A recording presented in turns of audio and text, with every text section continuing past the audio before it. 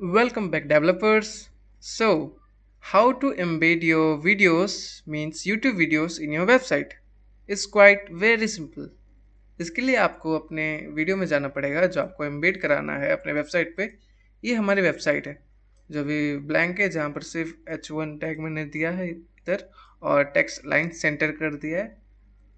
आपको उस वीडियो पे जाना है। लेट्स से दिस वीडियो, ये वीडियो को मैं यहाँ पर एम्बेड कराना चाहता हूँ।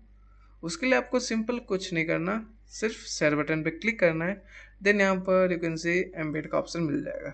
फिर उस पर क्लिक करते ही आपको एक कोड दिख जाएगा आई फ्रेम का, जिसको आपको कॉपी करके वेबसाइट पे पेस्ट करना है।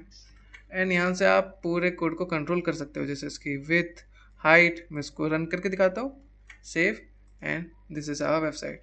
आप देख सकते हो कि हमारे वेबसाइट पे ये वाली वीडियो शो हो रही है। अब कोई भी क्लिक करने पर आपके वेबसाइट पर ही आपके यूट्यूब का वीडियो प्ले हो सकता है। Hope you guys enjoy this video and find helpful. Please like this video and also subscribe my channel. Bye bye.